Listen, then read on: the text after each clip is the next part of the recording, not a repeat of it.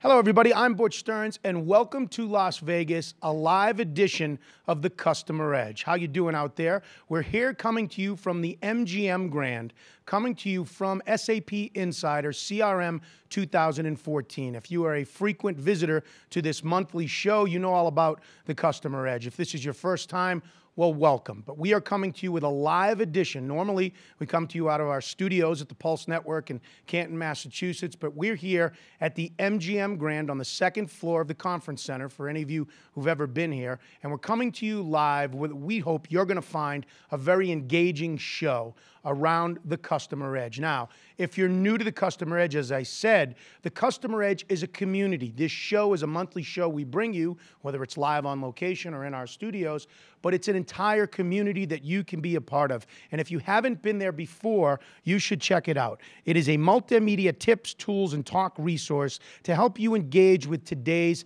digital customer. It's got the latest thought leaders, the latest videos from these shows and more, all around customer engagement, customer experience, the buzzwords you all know and live, and what's going on in the industry today. So check it out, click on the articles, see what's going on, and we're bringing you this show live from Las Vegas. Again, my name is Butch Stearns, and to kick off today's show, we bring in Robert Rothschild to my left of SAP and Dr. Volker Hildebrand. How are you, gentlemen? Doing well. Doing great. Good to have you here. Thanks for having us. That chair makes you want to swivel all the way around, 360 degrees, doesn't it? Yeah, it's super comfy. So, brief for the people that don't know either one of you, Volker, you are Global VP of CRM Solution Management for SAP. What's your role within SAP? Well, I'm looking at our entire CRM solution portfolio and also trying to drive thought leadership for SAP, both internally and externally in the CRM space, and how CRM is actually evolving from a more traditional CRM view to customer engagement. And Robert, as Senior Director of Product Marketing for SAP, viewers of the show are familiar with you. You've been on it many times. Yeah, I've been on a couple of times, exactly. Why are you so excited about this particular show? Well, you know, the amazing thing with this one is we're going to have a lineup of amazing influencers on this show, people that we haven't had into the studio before, and I think the guests are really going to enjoy the conversations that take place today. So let's talk about the conversations that are going to take place today. The subject of today's show is why customer engagement matters. We're not asking the question. I think we all know customer engagement matters, but we're going to dive deep into it. Why does customer engagement matter? So the three of us, let's set up the topics for today's show. I think the first point that we all know is there's a shift in power. Consumers have the power now, and it's not a shift that's just happening. It's been happening for a long time. So when we look at that, let's talk about breaking through the noise. Volker, let's start with you. What are the challenges for companies when it comes to customer engagement, customer experience, of breaking through the noise and getting your engagement to your customers as opposed to your competitions? Right, so yeah, I think a big challenge today is, if you look at it, customers are, they're digitally connected, they're socially networked, they're always on, they're more empowered than ever. And as a result of that, their expectations have risen dramatically as well. The technology that fuels that and that allows them to be always on with their smartphones, with their tablets, to comment on their customer experiences all the time. I think that's why it's important for organizations to figure out how to stay relevant to these customers, these digitally connected customers. And when it comes to engagement, Robert, how do you break through the noise? Breaking through the noise. I mean, it's funny, we're here in Vegas. It's like that sensory overload thing you get. You're walking through the casinos and the lights and the dings. I mean, there's so much that there's so many different things that customers are being sought after from the different competitors. It's amazing for companies to try to basically break through and engage that. And when you look at customer expectations, we want things now, we want it not only right away, we want it on all devices, we want it everywhere. So when it comes to a brand's and a company's expectations, talk about that with customer expectations. How does that change the way you I engage? think one of the most important things is the fact that the barriers to switching are so low. It's so easy for customers to switch from your company to somebody else's. Right. And the patience level of the average consumer is dramatically lower because of that as well. So it makes it a little bit And when you more look at customer expectations, Volker, what are the challenges that brands face today with their customer engagement and experience strategies? Well, we've done a lot of research and published some of the results in the customer experience edge, and it basically comes down to four key things that really matter to customers. Number one, reliability. Number two, convenience. Three is relevance, and four, responsiveness. And so relevance, coming back to what I said earlier, is really about how do you stay relevant. Think about, I'm getting, I don't know, like 100 emails every day in my inbox, and 98% of them are totally irrelevant to me. Or if I go to my local Safeway store and I'm at the checkout, I get a coupon for diapers. My youngest daughter is now 8 years old. She's out of diapers since 5 years, and I still get these.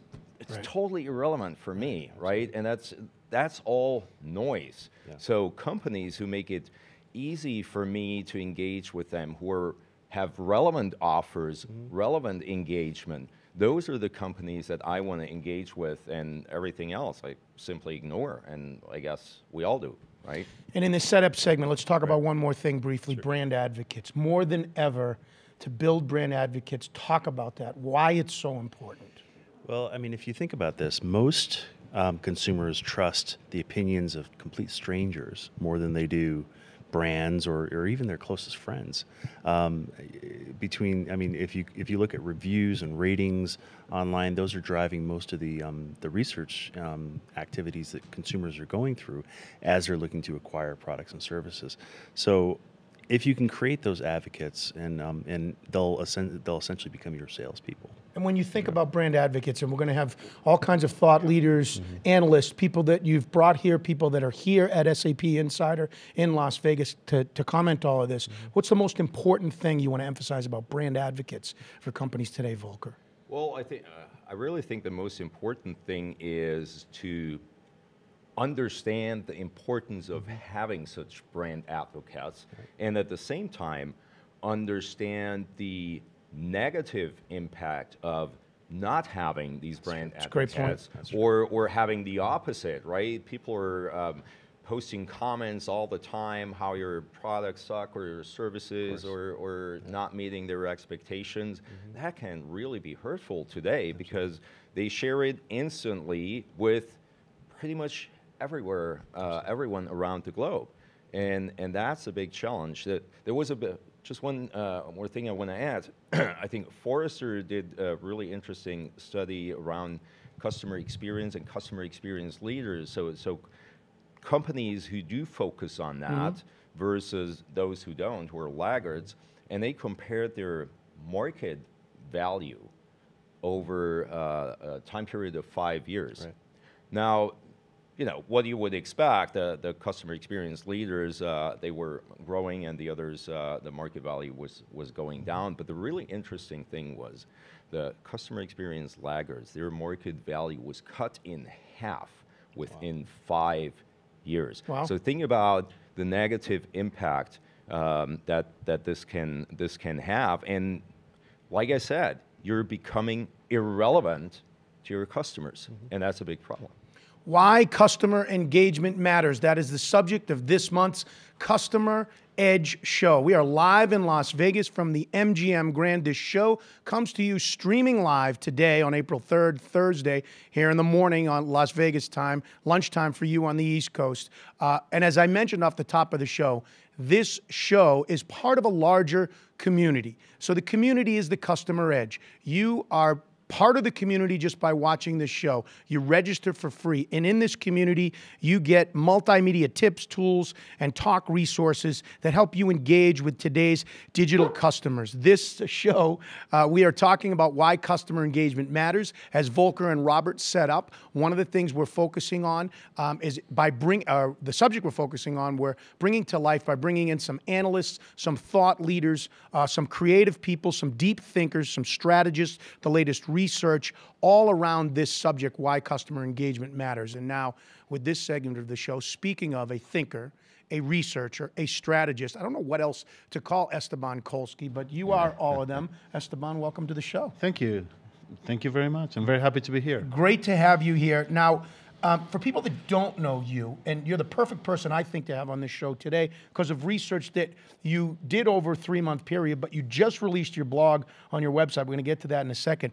But I want you to talk a little bit about when it comes to research. You firmly believe that the value of research is not in today's day and age because there's so much of it, right? Because the internet is, everything is free. Right. That the value really is in the analysis. That's your Absolutely. philosophy, right? Absolutely. Talk about that. I spent 15 years as an analyst, and the only thing that I learned in 15 years is like, whatever I can write out today, some people will write 10 times better tomorrow. There's nothing I can do in research that cannot be done 10 times better or bigger or larger or faster. So the only value that I can provide is the analysis that I do.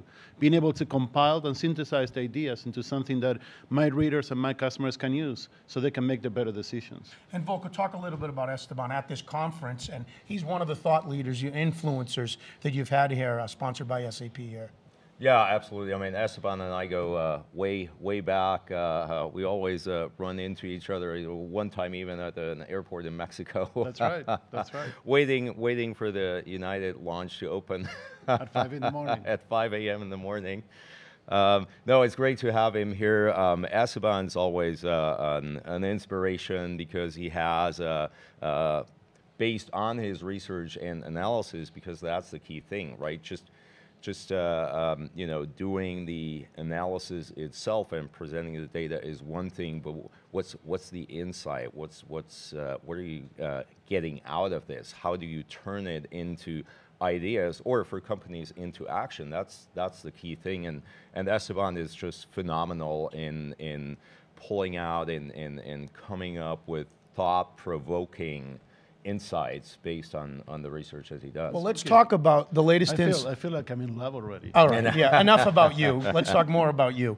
ThinkJar is the name of your website, yes. and we're going to bring up your article that you just put out, your blog this morning. Okay. Congratulations, by the way. Once again, you've gotten engaged. Third time, that's right. It's a charm the third time, right? I hope so. I can't do it anymore. But the blog you wrote, very cleverly written, by the way. I like how you started it Thank personally, you. and you say that you've been married twice, and you start with the engagement part, but then you get into the research and what it's all about. So for the subject of this show, why customer engagement matters, talk about your research and why it's so relevant to this subject. There's a couple things. I mean, number one is like, we're going through marketing terms and keywords like we go through like, underwear almost. We change on a daily basis. I mean, what used to be customer-centric before became the customer age, the customer revolution, the customer era, and I don't know what else. What used to be customer experience management became customer experience and user experience and whatnot, and we're going to continue. Now we're actually focusing on engagement. One of my pet peeves is like every time we take a word, we completely twist it out of shape and we use it for something that is not what it's supposed to be. So then let's start there. You actually have a definition of customer engagement. I do. Okay, what is it? It's very simple. To me, customer engagement is a function of trust and knowledge over time. Say that again. Customer engagement is a function of trust and knowledge over time. Okay. When two parties come together, whether it's a customer and a company, two people, or two companies, you want to build engagement over the long run. And to do that, you need to actually both provide value and receive value in every single interaction that you have. And the value that you provide and the value that you receive is expressed in the terms of trust and knowledge. Yes, I would agree with Esteban. Trust actually plays a really important role when you engage with customers. The other thing that I also agree, there's always new buzzwords, and he mentioned customer experience management. Customer experience is really important because it can be a key competitive differentiator. But in my opinion, there's no such thing as customer experience management. The customer experience is something the customer experiences. It's an outcome. You can't manage it, right? It's an outcome. But you can engage with your customers, and you can build that trust over time. And also part of this is coming back to what I said earlier is you need to be consistent across touch points and channel, make it convenient, be reliable, deliver on your promises consistently. That's really important. That's what many people would talk about, customer engagement or customer experience, forget all the time, right?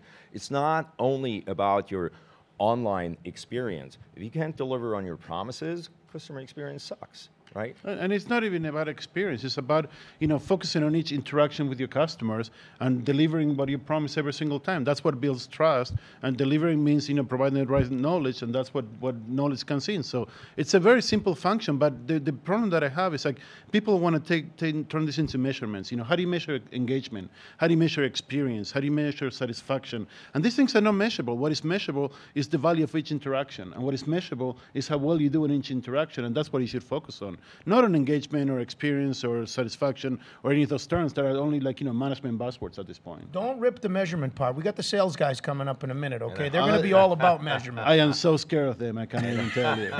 Let's go to your research. I find your research fascinating. You took 45 CMOs over 90 days. Yep. And talk about the research you did, and you found out that you got 45 different answers to almost everything. I pretty much. I mean, when I asked him to define engagement, nobody really knew how to define it. Nobody really knew what they were talking about.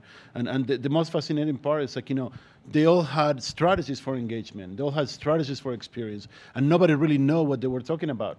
They don't have a clear definition that can actually permeate through the entire enterprise. And when you don't have everybody in the enterprise behind a single idea, it's really hard to change your company and make it work that way. So what did you find? Let's put your money where your mouth is. Yes. You pride yourself in being, the value is in the analysis of the research. What did you glean from your research that's important for our audience and important for people to know? Well, I mean, the biggest part is engagement is going to be with us for a very long time because it builds over time. I mean, when we get past the buzzword destruction we're going to do of the word, like we did with engagement, customer experience management, with experience and customer experience management and so forth, the concept of engagement is how do you retain customers over the long run? It's not about loyalty. It's not about the barriers to change that we were discussing earlier. It's about how do you make sure that the customer gets what they need? How do you deliver on your promises? How do your expectations are managed? And that goes to engagement. So regardless of everything else, engagement is going to be with us for the next 10, 15, 20 years. And we need to build strategies that actually incorporate that into what we do as a company. And Volker, go ahead, follow up on that or ask a question here. I think that the basic or fundamental principles of engaging with customers, they haven't really changed. It was, even if you go back 50 years or even more, it was always, the idea was always about focusing on the customer, doing and delivering what the customer actually wants and what really matters to the customers, and then you're successful. I think what has changed over time is the focus and how you do it and the opportunities that you have to engage and interact with these customers, because today there are a lot more channels. 100 years ago, there was a store, customer walks in, buys something, walks out. That was kind of the number one engagement. Today, with the proliferation of channels and social media and social channels, customers have changed the rules of engagement, and they've changed their expectations, and the technology has changed, and also the technology for companies or organizations to engage, to interact with customers, especially if there's millions of customers, and basically go back to the original idea of the one-to-one engagement. Technology today, in principle, allows companies to do that. But here's the thing that changed. In the last 20 years, businesses began to build revenue models and their business value models and strategies with the idea that customers are replaceable. A 20% churn on a business model was acceptable for some companies. Mm-hmm. I mean, every 5 years, you get a whole new set of customers, essentially. And that's acceptable. And that's the problem. It's when we see customers as replaceable, we don't build engagement. We don't build long-term value for the customers or for ourselves. The recession that we had in the last 10 years or so, that we're just starting to emerge from, actually brought the realization that customers are not replaceable anymore. because customers didn't have the money to change, they didn't want to change, and we had to retain them, and that's what actually brought the difference in, like, we are actually refocusing on engagement. It's nothing more than a simple matter of economics. The problem is, like, today, as we start to emerge from the recession, we see the same companies that before were relying on churn going back to the same model and saying customers are replaceable. And that's why I said earlier, right? You're risking to become completely irrelevant, and it has a financial impact on your company. That's why they're realizing. I mean, companies are not really social. Oh my God. Let's finish as with such. We don't even go there. Let's finish with this, Esteban, from you. A thought about looking at our question or our statement from the opposite side. Why customer engagement matters.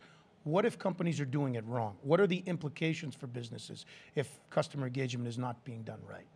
That you're not going to have customers over the long run. I mean, we are continually, merging and growing the size of the organizations. And these same organizations, the more that we reduce the number, the more that engagement matters. Because when you have like 3 mega corporations competing with each other for the same customer, once you get the customer, if you retain it, you're done. Cost of customer acquisition, cost of customer retention. These are all metrics that, like, we never track really well. And now that we have access to more data, now that we have access to the ability to track this, we're seeing that, we really need to retain customers. It's not, there was a Harvard study that said, like, it's 1,000 times more, to get a new customer than to retain a customer, whatever number you want to put in there. That doesn't matter because, you don't have 1,000 times more to spend when you're competing aggressively in a market. Thanks for your time today. My pleasure. Thank you for having me. Congratulations again on your engagement. I really appreciate it. Anybody that would Thank like you. to send any engagement presents, because it's not going to last if you know his history, go to ThinkJar and you can find out. Esteban Kolsky, Dr. Volker, Hildebrand.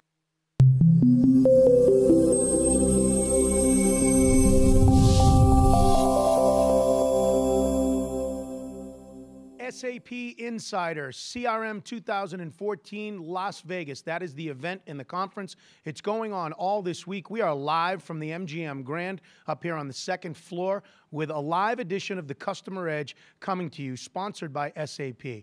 Rejoining me now on set is Robert Rothschild from SAP over here. And in the middle here is Barry Traylor, co-founder of CSO Insights. Hi, Barry. Good to be here, buddy. Glad to have you here. For people that don't know you, tell us a little bit about CSO Insights and about your company and how you think. Well, I don't know about that. We're a third-party independent research house. What we research is business-to-business sales effectiveness. We do 4 surveys each year. Our flagship survey, Sales Performance Optimization, this year is the 20th annual. So we've been at it for a while. We survey several thousand companies every year.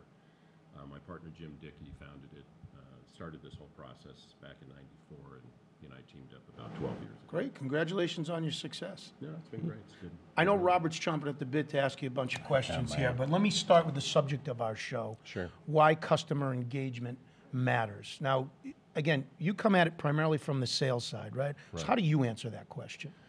Well, I'll go back to what Esteban was saying. The current term is engagement.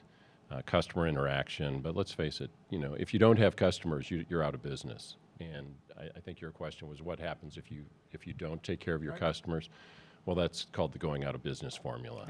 And very simply, We find that on CSO Insights. There's a formula for that. there is a formula for that. Do this, you're out of business. Don't do this. The thing that we track, and I think it's come up in a couple of ways so far, is we talk about levels of relationship from vendor, preferred supplier, consultant, contributor, and ultimately partner or trusted advisors, a term that's in favor today, and 4 levels of sales process implementation.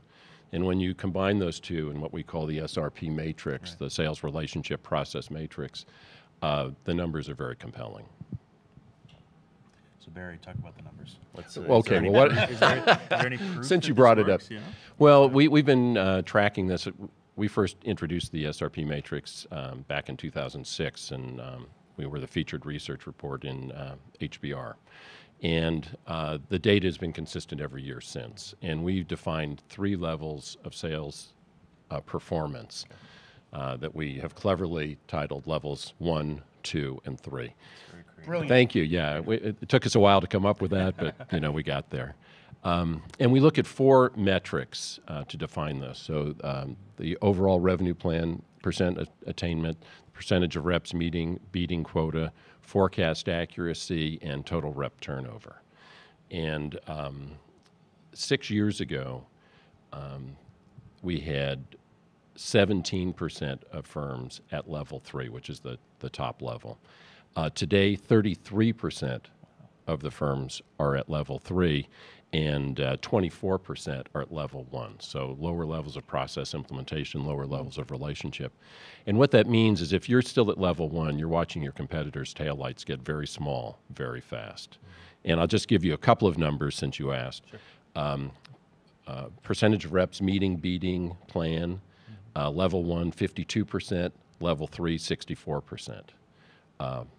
Percentage of forecast deals. So one of the questions we ask is, what's the outcome of forecast deals? Not pipeline, forecast. Mm-hmm. Level 1, 38% of those are won. Okay. Level 3, 52%. Huge difference. Wow. Okay, huge difference. And it tracks like that right down the line.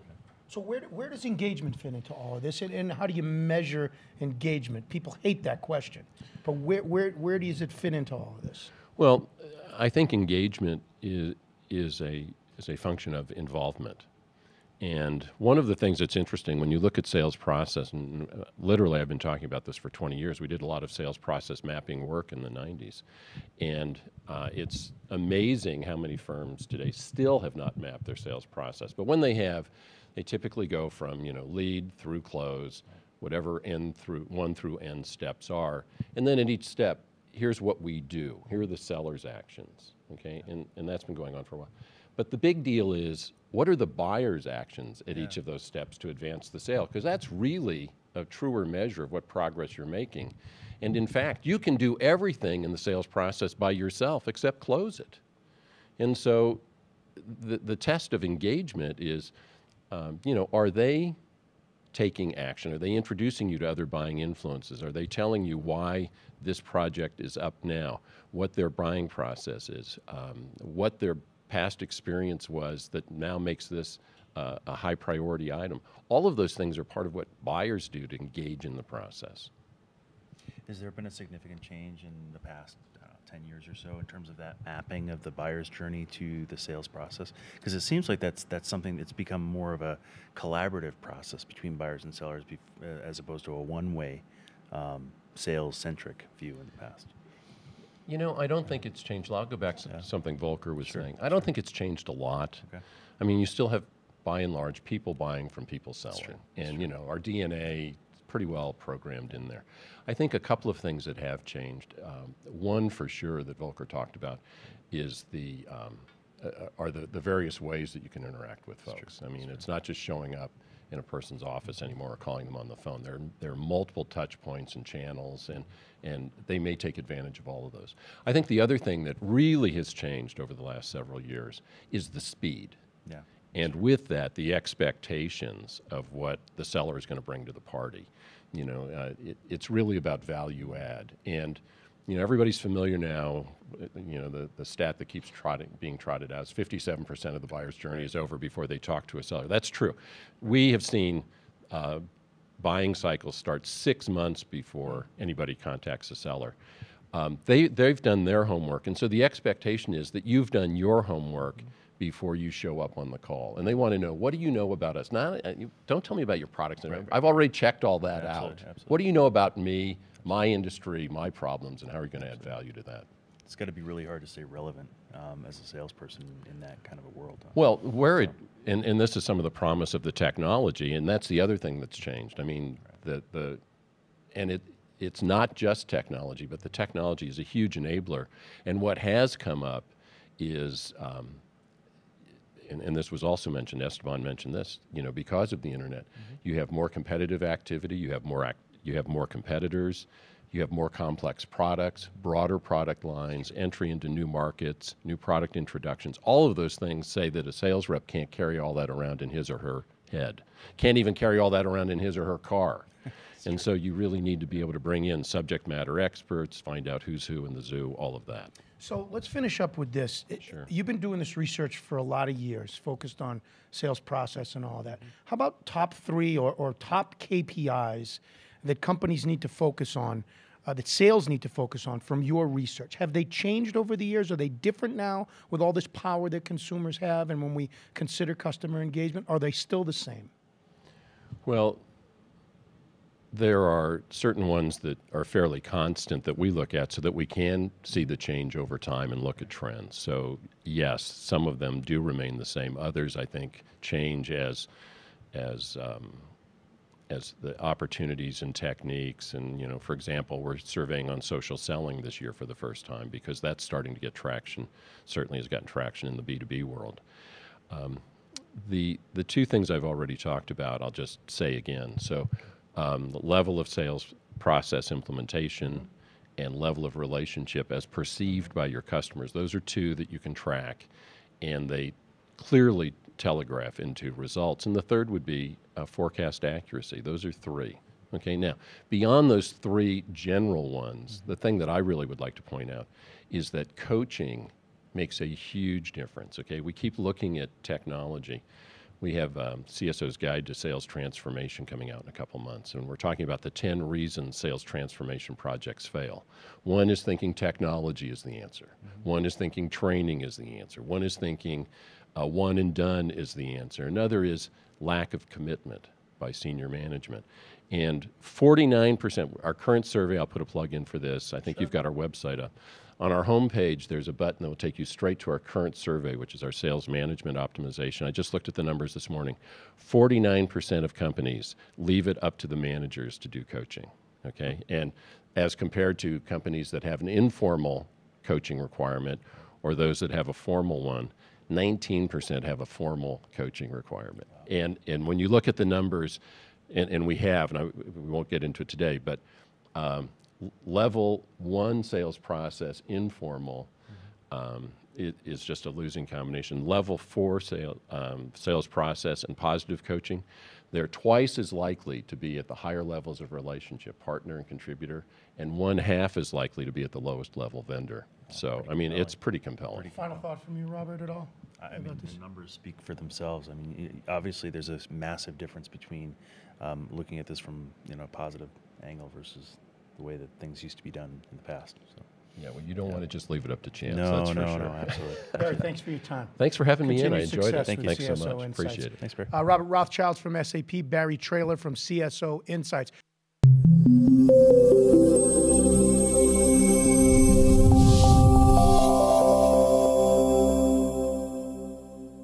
Why customer engagement matters. That is the subject we're discussing here today, live in Las Vegas from SAP Insider CRM 2014 from the MGM Grand. I'm Butch Stearns of the Pulse Network, hosting Customer Edge, sponsored by SAP. Joining me now alongside is another industry analyst, thought leader, if you will, Jeremy Cox, principal analyst from Ovum. Hello, Jeremy. Hello, nice to be here. Thank you. Glad to have you here. Hold that mic right up so it's nice and tight. For people that don't know you, tell us a little bit about yourself. And when it comes to this subject, this conference, what's your expertise? What's your sweet spot that you add into this? Okay, well, I'm part of the Ovum's customer engagement practice. Sure. I joined Ovum in about 18 months ago, not as, well, it was my first role as an analyst, but prior to that I've been out in industry, working as a consultant, working with large organizations, helping them think through their strategies for customers. And in one of the early interviews that you did, Estefan said that, you know, terms get strangled and polluted, and CRM is certainly one of those. So I joined as principal principal analyst for CRM, but the first thing I did was say, look, I'm not interested in the old, you know, triumvirate of sales, marketing, and service, because I see it as an organizational strategy for maintaining relevance with customers. And to sort of move away from that heavily distorted term, CRM, as it's become, I sort of coined the phrase, the customer adaptive enterprise. And the reason I did that was to try and make it explicit that an organization needs to line up all its ducks, but triggered by whatever the customer reality happens to be, and that's becoming more and more challenging. So, well, it changes almost on a daily basis. It does. So say that again. Your strategy, your philosophy is a customer adaptive? Customer adaptive enterprise. And what I've done there really is not invent something new, but sort of bring together some strands of some of the thought leaders out there in the CRM field, but also adaptive enterprise thinking as well, and just bring it together and say, you know, it's the customer that has to trigger everything. But of course, the implications are that you have deep insight into what makes them tick, and you use that to drive a coherent organizational capability to maintain your relevance with customers. And that's becoming harder and harder. Okay, so to adopt a customer adaptive enterprise mentality, strategy, what are the top things that companies need to do to be relevant to their customers? Okay. Well, in the course of my research, I've looked at organizations that appear to be able to change their spots at the right kind of frequency, as it were, and to, you know, create new value for customers so that customers keep coming back. And I've identified 8 attributes which seems to work quite well. Starts with the leadership of the organization. That's critical. In fact, without that, frankly, it's almost impossible. An engaged workforce that buys into the purpose of the organization and, you know, wants to get up in the morning and add value, and it's part of you know, their mission. It's what they want to do. The ability to sense what's going on in the customer domain so that you can actually respond to it. Mm-hmm. The ability to collaborate across the organization, beyond the organization. Customer experience has to be fantastic, you know, or at least extremely rewarding for the customer. So you can take that as read. But that is not enough for an organization to maintain its relevance. It also needs to be able to innovate on a continuous basis.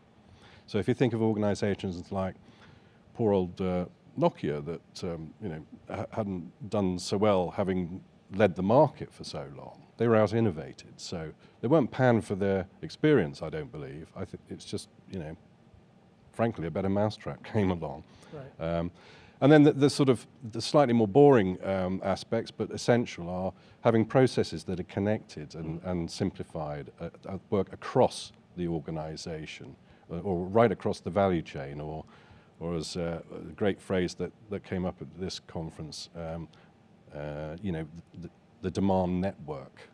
So the network of suppliers, partners, etc., that are part of the value story. So and then the last bit is the architectural piece, right, so that they can adopt. The innovation part, I want to lead up to that again. It seems to me, if there's a comforting thought for companies, that can be a scary word. Yeah. So I have leadership at the top. I believe my structure and my employees are buying into it. I have my ear and my thumb and my pulse, no pun intended, on what's going on in the customer world, so I know all of that. And I'm delivering great customer engagement. Yeah. I'm not a technology company, so I have to reinvent the wheel. So give me a comforting thought. When you say innovate, what does that mean to me? How do I stay ahead of the curve? What do I do in my thinking to be innovative? Well, think of I could give you an example of a non-technology company that seems to be getting this right. Swiss Post. Now, postal industry has probably been disrupted more by the internet than pretty much any other industry, or certainly one of the worst. But they decided that they needed to come up with new forms of value to maintain their relevance to their customers. And rather than rely on the old sort of product silos, figuring things out and adding a few go faster stripes on it to make it more competitive, they decided to throw open the innovation challenge to all of their employees.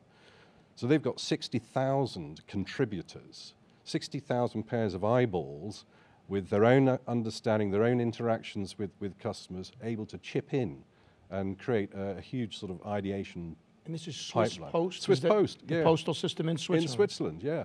Not only that, and they have come out with sort of new forms of value, and don't ask me what they are because I've forgotten most of them. But they've also extended that innovation network with other organizations, other companies in Switzerland to try and tackle, you know, societal challenges as well, and working together to do that. So that's a fantastic example. So lesson I'm taking from that, it's sort of the Google model. Google has come up with Google Glass, Google Cars, all these Google things by reaching within their organization. Yeah. So you don't have to be a technology company to come up with the newest gadget. You've got some of the brilliant people, right? Absolutely brilliant ideas. There's another example is a music company in the UK one of the guys that sells to, or tries to sell records to retailers, and unfortunately, his collection of groups to sell, nobody's ever heard of them, which makes it pretty difficult to sell. But nevertheless, he's selling records, yeah, he's having a different. and there's no evidence that these guys are good. Although they've been doing thousands of gigs around Europe and selling their CDs or whatever at the gig. And he said, well, why don't we have some means of capturing how many CDs are being sold at these gigs? Because if you add it all up together, there's evidence that there is a demand for this particular band. And so he threw that into the pot, and then. This is Universal Music it was the company. They threw that out to other members of the organization, and somebody on the mobile side of the organization said, hey, that's a cool idea, I'd like to jump on that and work with it as well. And then somebody from, I don't know, the internet side or whatever, they end up collaborating together to try and figure out a new solution. So it's opening it up, it's democratizing the innovation process. We're talking with Jeremy Cox, Principal Analyst for Ovum. We are live in Las Vegas at the Customer Edge. We're bringing it to you live in Las Vegas. We're here at SAP Insider CRM 2014. We've had a bunch of guests on this show. If you're just joining us, to wrap up with you, Jeremy, let's go back to the leadership point, something that you focus on in your consulting primarily.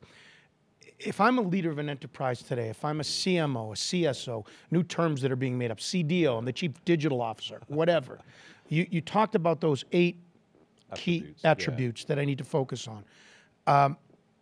What are the main qualities that I need to have and I need to implement or get within my organization so we are engaging internally and staying on top of customer engagement? Yeah. Well, I think apart from having a vision around customers that you can communicate to the workforce, I think trust is absolutely goes to the heart of the challenge, if you like, and so having the right set of values and being able to live those values and demonstrate those values and inspire the workforce to live by the right set of values is absolutely essential. And one of the reasons it's essential is because the old command and control approach is just too damn slow for today's highly hyper-competitive market. There are millions and millions of decisions that need to be made sort of every minute of the day. And so it's just, you need to be able to trust the people working for you as well. And I think the values help people make the right decisions, and if they make the wrong decisions sometimes, and the transaction turns out to be unprofitable or whatever, they don't get panned for it.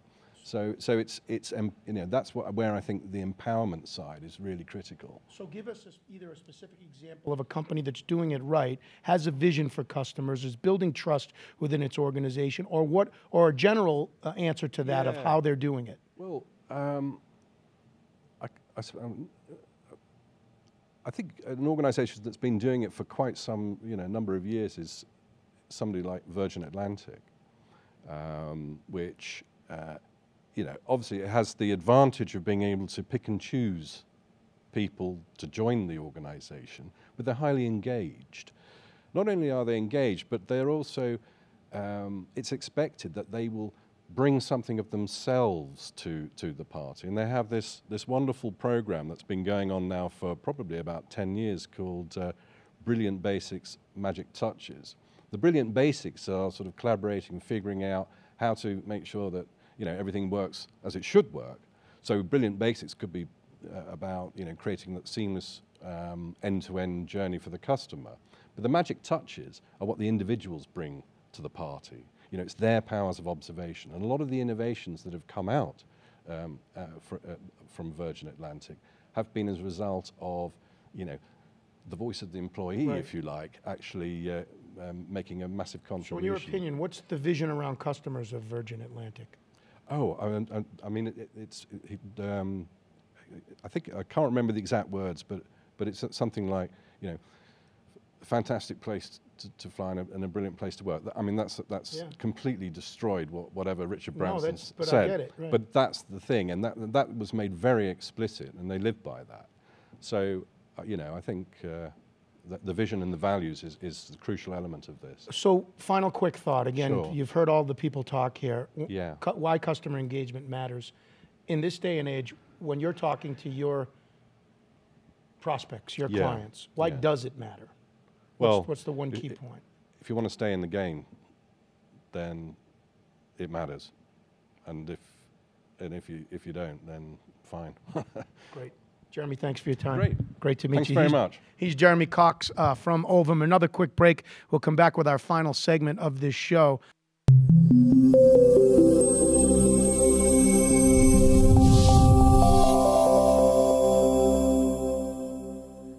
That is the Customer Edge community that you were looking at right there. It is customeredgetv.com. You can be a part of it by watching this program, by registering for free. It is sponsored by SAP, but it is a place where you can go and, among other things, it's a digital magazine, if you will, where the conversations around customer engagement, customer experience, whatever term you choose to use, the CRM world, the conversations are being aggregated there. Be a part of the community. Check it out if you're a first-time visitor there and find out what it's all about. We are live in Las Vegas. My name is Butch Stearns of the Pulse Network. To wrap up this show today here on Thursday morning from the MGM Grand, it is from SAP Insider, CRM 2014 here in Las Vegas. And to wrap it up, we have two industry thought leaders alongside Matt Healy, Principal Analyst, Technology Business Research. Hello, Matt. How are you? I'm doing good. 3 good days in Vegas. Yeah, that's right. And you survived 3 good days in Vegas. I mean, anytime you can survive 3 days in Vegas, you're already off to a good start. There you go. And Bill Newman, you are principal and co-founder, or founder, excuse me, of Newport Consulting Group, right? That's correct. Good morning. How are you? Good to have you here. Yeah, it's great to be here. So you guys are here to sort of do the post game and analyze what everybody said. So let's start right at the top. Our statement on this show was to sort of discover and dive deeper into why customer engagement matters. What have you learned today, or what are fundamental in your guys' minds? Bill, let's start with you. Yeah. What are the top things that organizations need to think about when it comes to customer engagement, priorities, if you will? Yeah, well, from our point of view, when you come and you look at customer engagement, you're really working from the point of view of revenue creation and disruption in the market. And innovation is very, very difficult to do. In fact, studies have shown that currently in organizations, we have a real talent shortage of how to innovate. So what you want to do is you want to be able to step on the pedal harder, faster, more effective, to do what you need to do to get more out of your current customer campaign and financial spend, to drive those revenues and financial performance back into the organization. And this is really the opportunity, really the gray space for customer engagement solutions like what we're seeing here this week at SAP Insider to claim. And really, I look at this whole situation with location-based services and data analytics and moving big data and how we're really about changing intended human behavior, but you know what? We like it. Yeah. You know, we really like it. And it's really all about being able to harvest all of that information, drive key performance management. A lot of it comes from data and analytics. Yeah, and I think Hold that mic right up too. I think what's interesting is the analytics component of it and the collaboration component of it. And so throughout the earlier show, we talked a lot about where the customer experience is, and it starts the first time you see an advert about your company or your product, or you read a newspaper article, or Bill and I have a conversation. Bill, yeah, I had that problem, and I bought this. Right. And that's when the customer experience stops. But it appears to me as if what we've been talking about is where it stops is when a PO has been cut or a credit card has been swiped. And what I maintain is the customer experience does not stop there. It stops when the customer is either done with your product or has decided that this isn't right, I didn't get the benefits I wanted. And a lot of that comes back to level setting and collaboration and harvesting the analytics associated with this. So let's assume you get a great campaign and you really knock it out of the park and you really drive revenue. I'm always on the delivery side, and I start seeing orders come through and no forecast and no planning. And then all of a sudden, my work teams and my teams have to work 3-4 times the normal amount, and 30% of them quit. Now I can't deliver. And where's my customer experience then? Right. Yeah. It doesn't end with sales. It ends with the customer and all the way through to delivery. I couldn't agree with you more. And a comment from you on this, Bill, a friend of the Pulse, guy by the name of Rich Brooks, who owns a company called Flight New Media up in Portland, Maine, says that your customer journey actually begins when you take that check. And he thinks that a lot of companies make the mistake of thinking it ends. Right. When you take that first check, the journey begins. You agree with that? No, I do, absolutely. And two things that we've seen this week, which I think are we've always done it, but now we're just going to do it in new ways. So the first thing is really about understanding what are the work patterns that are effective, right? So being able to say, look, I'm a new account executive going into a company that's been doing business, or maybe we've had a troubled relationship. And what I want to be able to do is I want to be able to go back and see what's worked for other people with the same players. So essentially what I'm able to do is I'm able to update my playbook as I go into a customer, as I build that customer engagement experience. And not only that, I can, instead of having to come up by intuition or my own personal observations, I can begin to, through the use of some of the social tools that we've seen, figure out where are the networks of influencers inside of the organizations that I'm working with, mostly with larger brands, but it can extend into the customer as well. And so I don't have to guess at this. I'm removing the guesswork. And I think those are a couple of the really key things that we've seen this week. And you can take those key influencers and the analytics you've done around them, and you know that in this customer, the key stakeholder or the key person who will either yay or nay this happens to be an engineer. Okay, great. Well, then bring somebody from the technical side of things, because the questions aren't going to be softball kind of questions. They're going to be hard technical ones, and you want this background. And so you want that team of people who can not only help close the deal, but then also help deliver the solution and keep that customer engagement and customer satisfaction all the way through to the end of the product. Or even find the guy who they like golf with, or they play softball on the company softball team with, because they're friends, they have an influence relationship, so you're bringing them into the conversation. Right. So now you're not trying to have this forced conversation. You're really trying to have this more social conversation in real life, which is really So let's go back to the 3 bullet points off the top that Robert and Volker set up: breaking through the noise, customer expectations, and brand advocates. And if you will, try and reference some of the things maybe you heard during the show from the other thought leaders and the other experts on those. Let's start with breaking through the noise. Yeah, so a lot of talk about that. We're in this environment now. What did you hear today that makes sense about breaking through the noise? Yeah, so petabytes of data. I mean, just incredible sources of data. Well, the problem with big data is that the human is limited by our own capacity in terms of what we can do, right? So what we need to do is we need to filter out the noise, and we need to be able to extract the information that's relevant to what I'm doing now and with whom I'm doing it now with. And I think that's really some of the key points that we heard earlier from Rob. I think he started to touch on that a little bit, as well as Volker.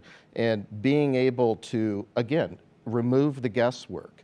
And so you're actually working with a new sales toolkit, really, if you're going in and you're trying to build the customer engagement experience, and trying to remove the guesswork and really use what is now available to you through these analytics, through the social platforms, and be very, very effective, which then is better for the company. It's better for you personally as a salesperson. Your sales manager isn't breaking your neck every day because maybe you're not reporting every night into the sales platform. It knows how to report for you, so I'm getting that 30 to 60 minutes back every night. What a gift to a field sales executive.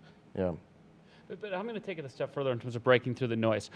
There's a lot of noise out there, and there's a lot of channels and a lot of things that people use to engage with and connect with customers. And one of the things that I see is we tend to have here in Las Vegas and here in the U.S., have a very U.S.-centric way. And we think that the channels and the social media that we're used in the United States is what is used everywhere. And if we just use the same thing in Asia that we've done in Chicago, it will work. And I want to drive it home with a real example.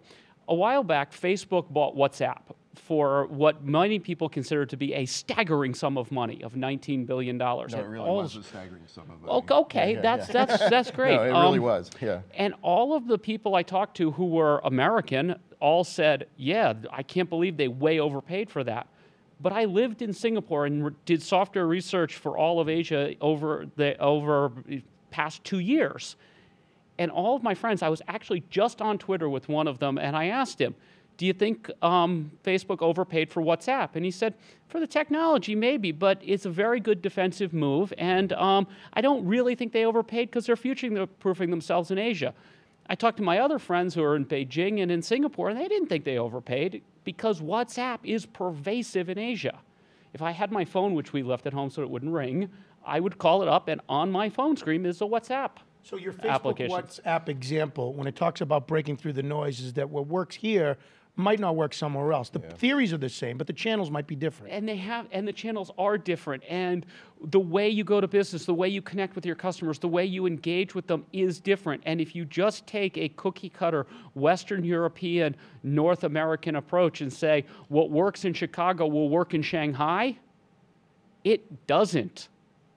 Yeah, and I think that's a really key point because market differentiation is key in being able to tailor and have agile methods to your customer engagement approaches to achieve the same business outcomes in different markets is really extraordinary. So let's go to, again, Bill Newman, Matt Healy are alongside. Bill Newman is the founder and managing principal and founder of Newport Consulting Group, and Matt Healy is the principal analyst of technology business research. They have a wealth of knowledge and experience. Matt has worked globally.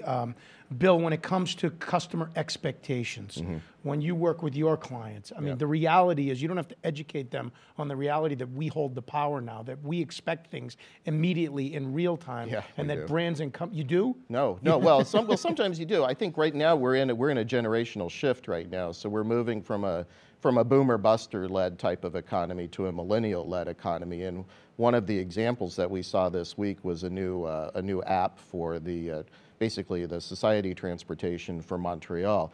And really what you're doing is that you're based on location analytics again and certain perk offers because you've opted into a particular system and a platform. You're being able now to receive these things to, again, happily change my intended human behavior. Well, guess what? Millennials, they actually expect that. So that's not something special that you're getting when you're a millennial. In fact, what happens is, right, you end up getting, it's special when you don't get it. And they're like, well, I must not be a valued preferred customer. Right. And so now I'm switching. Yeah. So the whole dynamic of the customer engagement model is changing, not only generationally, but by market, like customer expectations, keeping up through the journey. Yep. Do you have another specific example of something that's doing it well, or what's your comment about that? So there are some brands that are doing it pretty well. I've heard some things about Porsche doing some very interesting things about harvesting data and looking at how they're feeding that back into their designs of their cars. Maybe if GM or Ford or whoever it was with the ignition switch had done that, they wouldn't be in the situation they are in. But GM, okay, yeah. I'm remaining in fairness to Ford, guy. Apologies, I only cursory skimmed it. But I think that they're doing a pretty good job of it. What I find is interesting is something that was referenced earlier in some of the sessions, about something like 86% of customers will pay more for a better experience. I'm in that 86%, but I can tell you, if I pay more, I had better get a better experience. If I pay more, and on some of the airlines I have paid more and not gotten a better experience, not only will I not pay more in the future, I won't fly your airline in the future. And you're going to tell your friends on Twitter to the world not to. Yes, exactly. Yeah, exactly. All right, for the sake of time, let's talk about brand advocates, a final comment about that and the power of them. Would you hear during this program, or maybe here at this event this week, about brand advocates that drives it home? Yeah, well, I think that the power of brands is shifting, right? So, and I think there's a certain business judo that has to happen where we give the power of the brand back to the customer, right? And what we're doing is we're allowing the customer. We talk a lot about this outside-in look, not only in terms of what SAP is doing with their own product line, but how they're engaging the marketplace. And so from that perspective, I think it's really important to yield the power to the customers, become brand advocates for what the customer is looking for. And I think that that's really, again, as we go through this generational shift. That's a great, I'm going to take that away. I love that, outside in. Yeah. You're giving the power of the brand to the customer. It wasn't that long ago that brand said, no way. Yeah. Right. No way. An image to maintain. Yeah. I'm going to maintain it through marketing campaigns and advertising. And the answer is no. your customers, the perception that your customers have of your brand is the correct one. Regardless of what you say your brand is about, what your customers think your brand is about is what it's actually about. Because your customers have an aggregate better voice than you'll ever have now with social media. Yeah. Right. On the way out, a chance for you guys, look into the camera, let people know how, Matt, they can get a hold of you, how you prefer they reach out to you. Oh, Twitter feed is mhealy_TBR. Go to TBR's website. Yeah, we do a lot of research in terms of how customers and how vendors and how companies make money with all of this technology that they're deploying. Newport Consulting Group, follow me on Twitter, William_Newman, or go to newportconsgroup.com, free login for our white paper section. Great. You can download everything for free. Bill Newman, Matt Healy, thanks for your time. Thank Pleasure, you much. thank you. All right, and for everybody that was a guest on this show and for everybody who contributed to this, sponsored by SAP, we thank you out there for being a part of this show also. This has been The Customer Edge, live from Las Vegas, here on Thursday, April 3rd, from SAP Insider CRM 2014. Stay as a member of the community. Check out what goes on the community. This show will be up on demand before you know it, and you can check that out. We'll see you next time on The Customer Edge.